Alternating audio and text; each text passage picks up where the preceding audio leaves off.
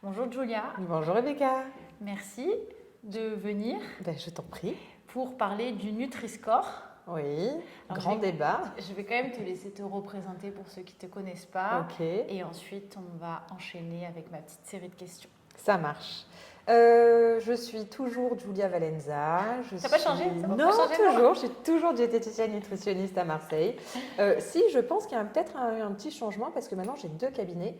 Je suis sur celui de la Corderie depuis 4 ans maintenant, tous les samedis. Et depuis l'année dernière, j'ai pris un autre cabinet sur la rue Paul Codacioni, donc à côté de la place du 4 septembre, où je suis dans la semaine pour avoir plus de plage horaire pour recevoir mes patients. Donc voilà, j'ai eu mon diplôme il y a plus de 10 ans de ça. Quoi d'autre? Tout va bien. Tout va bien. Je suis très contente d'être là régulièrement avec toi parce que c'est comme ça qu'on peut échanger et c'est super chouette. Donc allons-y, parlons du Nutri-Score. Alors, qu'est-ce que les Nutri-Scores et comment sont-ils calculés? Alors, le Nutri-Score, c'est un logo qui est apposé sur des aliments qui vont être transformés, qui vont être vendus en règle générale en supermarché, en grande surface, parce que ce n'est pas chez le primeur du coin ou le petit commerçant qu'on va trouver des Nutri-Score qui vont être apposés sur les aliments. Et ça va du plus favorable, donc de la note A, au moins favorable, il me semble bien que c'est la note E. Comment est-il calculé? Il est calculé par une armada de diététiciens, de professionnels du marketing, tout ça, pour aider, entre guillemets, le consommateur à faire ses choix. Il va être calculé, enfin, plus un aliment va être riche en fibres, riche en légumineuses, donc légumes secs, fruits et légumes, ça va être des points positifs qui permettent de faire grimper, donc monter le Nutri-Score vers le A. Et à côté de ça, il va y avoir d'autres critères qui vont faire diminuer le Nutri-Score, donc beaucoup de sel, beaucoup de sucre, beaucoup d'acides gras, mauvais acides gras. Ça va faire diminuer le Nutri-Score, quoi. Voilà. Et donc, quel est l'objectif principal des Nutri-Scores dans le contexte de la nutrition? Alors, initialement, je dis bien initialement, c'est fait pour aider et orienter le consommateur dans ses choix alimentaires. Donc normalement, ça serait pour aller plus vers des produits avec un Nutri-Score A qui serait meilleur pour la santé parce que moins de graisse, moins de sucre et plus de fibres, etc. Comment les Nutri-Scores peuvent-ils aider les consommateurs à faire des choix alimentaires plus sains? Alors, Si je suis là, non, pas du tout, aucune colle, mais si je suis là, c'est vraiment pour donner mon avis. Je vais peut-être pas me faire que des amis, justement. Mais moi, je pense pas que ça aide le consommateur du tout. Je pense que ça crée une grande confusion dans son esprit. Pourquoi? Parce que produit A, donc je le vois parfois avec mes patients d'ailleurs. Ah, mais oui, mais c'était Nutri-Score A, c'était Nutri-Score B. Oui, mais ça ne veut pas dire que ce n'est pas un produit ultra transformé. Là, en 2024, on a cette chance que le Nutri-Score soit remanié parce qu'ils prennent en charge l'aspartame. Enfin bref, ça, on en parlera peut-être un peu plus tard. Mais jusqu'à présent, le Nutri-Score, par exemple, le Coca Zéro était Nutri-Score A. Donc, c'était vraiment pas quelque chose de bien à consommer. Ça crée une grosse confusion. Moi, je ne suis pas très fan de ça. Et si on regarde vraiment les bases d'une bonne alimentation, ce sont des produits... Enfin, quand on parle de produits transformés, on voit malbouffe. Enfin, on voyait jusqu'à présent malbouffe, produits transformés, malbouffe. Donc, à quel moment on va se dire on va classer la malbouffe de A à E? Enfin, pour moi, c'est quelque chose d'un petit peu absurde de devoir classer ça. Je comprends pas. C'est comme si en fait, on fait une chimie comestible, quoi. La chimie est pas trop mauvaise, on va la classer A. Voilà, donc ça crée vraiment une fausse idée des aliments sains. Un vrai aliment sain, comme je le dis, c'est le moins transformé possible. Normalement, le ministère de la Santé, parce que comment est-ce qu'il a fait ça? C'est pas mal en fait l'idée qu'il a eue de créer le Nutri-Score. Normalement, c'était justement pour dire à des gens dans un rayon de supermarché quel aliment, dans un même rayon, par exemple le rayon fromage, le rayon céréales, lequel est le meilleur ou lequel est le moins mauvais. Donc ça, le consommateur regarde ça. Mais en soi, si je prends que le fromage, un fromage qui va être allégé, donc un fromage transformé qui va être allégé en matière grasse, aura un Nutri-Score A, alors qu'un camembert AOP, donc appellation d'origine protégée, aura un Nutri-Score D parce qu'il sera gras. Bah oui, forcément, c'est beaucoup plus gras, beaucoup plus salé, mais la qualité nutritionnelle du camembert sera largement meilleure que le fromage qui va être modifié chimiquement, qui ne sera pas bon pour notre corps. Donc c'est pour ça que moi je ne suis pas très fan du Nutri-Score, même si normalement c'était basé, c'était chercher quel est le meilleur aliment dans un rayon, quel est le meilleur aliment en fonction de la marque. Voilà, c'était pour aiguiller dans ce sens-là le consommateur. Alors, comment les Nutri-Score tiennent-ils compte des différentes valeurs nutritionnelles des aliments? Tu en as un peu parlé tout à l'heure. Ouais, On voilà. va approfondir. Donc, en soi, plus un aliment va être riche en fibres, en protéines, en fruits, en légumes, en légumineuses, mieux il sera noté. D'accord? Donc, en fait, un aliment peut passer facilement à A parce qu'il va avoir un peu plus de protéines, un peu plus de fruits et de légumes, etc.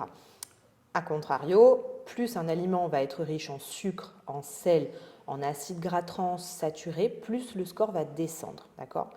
Donc, comme je vous disais, en 2024, ce Nutri-Score est remanié. Moi, je trouve ça chouette en soi qu'il soit remanié. C'est un peu mieux. Je pense que ça permettra d'être un peu plus proche de la réalité parce que, notamment, ça prend en compte les édulcorants. Avant, le Nutri-Score ne prenait pas en compte les édulcorants. Et les industriels, enfin, pas vraiment les industriels, mais on s'est rendu compte que boire un Coca zéro, ce n'était pas quelque chose qui était bien, malgré le Nutri-Score A. Les édulcorants sont comptabilisés. Les bonnes matières grasses sont désormais comptabilisées, c'est-à-dire que l'huile d'olive, les poissons gras vont être mis en avant. Alors qu'avant, c'était toutes les matières grasses, même les matières grasses hydrogénées qui étaient mauvaises, les trans, les saturées, etc. Tout était mis dans le même panier pour faire descendre le Nutri-Score. Donc là, maintenant, ça va vraiment être séparé les bonnes matières grasses des mauvaises matières grasses. Les farines complètes seront mises en avant aussi.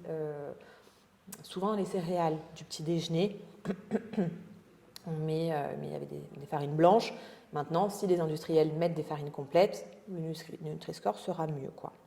Petit détail aussi, ce qui va changer par rapport aux protéines, les volailles, donc le poulet par exemple, comme il est moins gras qu'une viande rouge, forcément aura un meilleur Nutri-Score qu'une viande rouge. Alors, quelles sont les limitations ou les critiques courantes des Nutri-Score? Alors, la principale, et j'en ai vite parlé juste avant, la principale limite au Nutri-Score, c'est... Nous font de la musique en haut, c'est vraiment.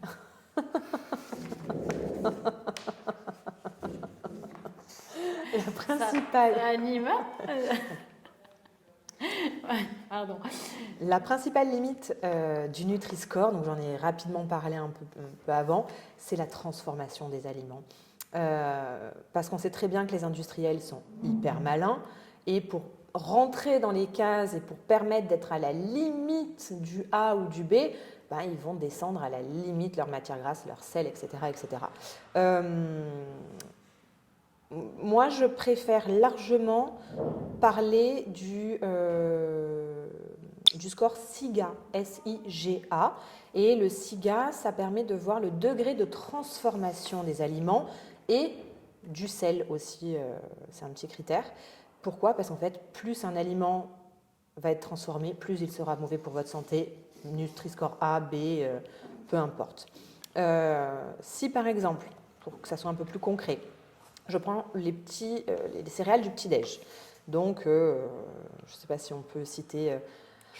Chocapic, Miel Pops et Coco Pops. Voilà, du coup, il y en a 3. Si on prend ces exemples-là, même si les fabricants ont fourni un effort sur l'apport en sucre qu'il y a dans ces céréales, je crois que le Chocapic, ils sont passés de 40 à 22 grammes de sucre, enfin un truc du genre. Ils ont vraiment, même si ils ont vraiment fait des efforts là-dessus, il n'en reste pas moins que c'est une céréale qui va être cuite extrudée. Qu'est-ce que c'est la cuisson-extrusion ?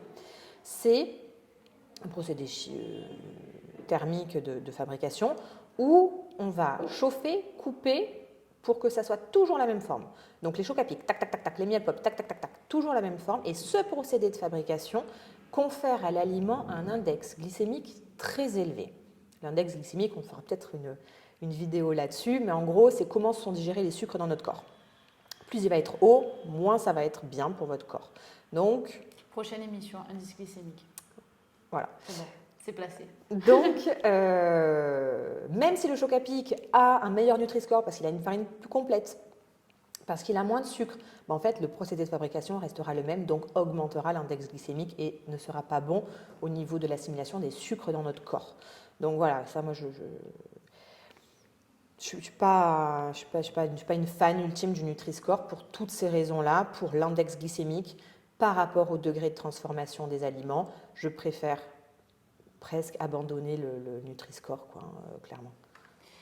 Du coup, on peut comprendre que des aliments pour lesquels les aliments peuvent avoir donc des Nutri-Scores qui sont trompeurs et donc peu précis finalement. Oui. Forcément, il ne faut pas se fier. Enfin, l'habit ne fait pas le moine, on va dire, entre guillemets. Parce que, comme je l'ai dit plus tôt. C'est lui qui a inventé le Nutri-Score, il nous entend. Ah ouais, non, mais en plus, le truc qui m'énerve un petit peu, c'est que le raisonnement initial est bon. C'est pour permettre au consommateur d'aiguiller son choix alimentaire et de choisir de meilleurs composants dans les aliments. Donc, la réflexion initiale est super. Mais c'est comment ça a été produit par la suite. Et je pense qu'il va y avoir des améliorations petit à petit, parce que là, en 2024, il y a eu quand même les édulcorants, les matières grasses, tout ça, donc c'est quand même une avancée.